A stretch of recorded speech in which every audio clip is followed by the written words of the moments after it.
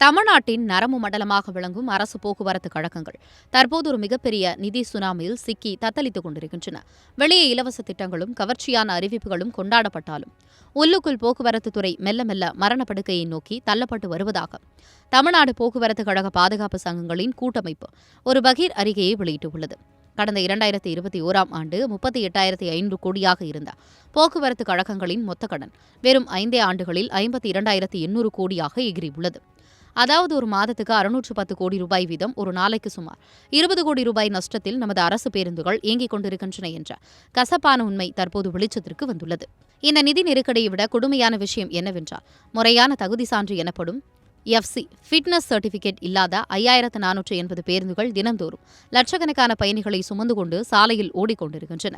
கடந்த 5 ஆண்டுகளில் சுமார் 3,380 பேருந்துகள் கூடுதலாக இத்தகைய பாதுகாப்பற்ற நிலைக்கு தள்ளப்பட்டுள்ளன. இது பயணிகளின் உயிருக்கு அரசு வைக்கும் உலை அல்லவா என்ற கேள்வி எழுந்துள்ளது. இதற்கு பின்னால் இருக்கும் மிக முக்கிய காரணம் விடியல் பயணம் எனப்படும் பிங்க் பஸ் திட்டம். சமூக ரீதியாக இது ஒரு நல்ல திட்டமாக தெரிந்தாலும் இதனால் கடந்த 5 ஆண்டுகளில் ஏற்பட்ட நேரடி வருவாய் இழப்பு மட்டும் சுமார் 15,780 கோடி ரூபாய்.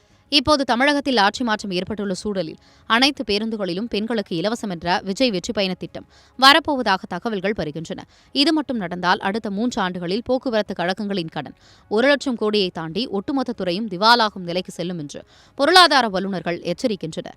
இதன் மிக மோசமான விளைவாக நஷ்டத்தை தாங்க முடியாமல் லாபமில்லாத சுமார் 3,000 கிராமப்புற வழித்தடங்கள் நிரந்தரமாக நிறுத்தப்படும் அபாயம் உள்ளது.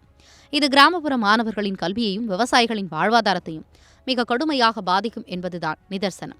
எனவே போக்குவரத்து கழகங்களை இந்த மரணப்படுக்கையில் இருந்து மீட்க அரசு உடனடியாக ஒரு வெள்ளை அறிக்கையை வெளியிட வேண்டும் என்பதே சமூக ஆர்வலர்களின் கோரிக்கையாக உள்ளது. இலவச திட்டங்களை சொகுசு பேருந்துகளுக்கு விரிவுபடுத்தாமல் வறுமை கோட்டுக்கு கீழ் உள்ளவர்களுக்கு மட்டுமே சலுகைகளை வழங்க வேண்டும் என்றும் வலியுறுத்தப்படுகிறது. அரசு ஊழியர்களுக்கான 9,800 கோடி ரூபாய் நிலுவைத் தொகையை உடனடியாக வழங்கி பழைய பேருந்துகளை அப்புறப்படுத்தி புதிய பேருந்துகளை வாங்கினால் மட்டுமே வருங்கால தலைமுறையினர் அரசு பேருந்துகளில் பயணம் செய்ய முடியும்.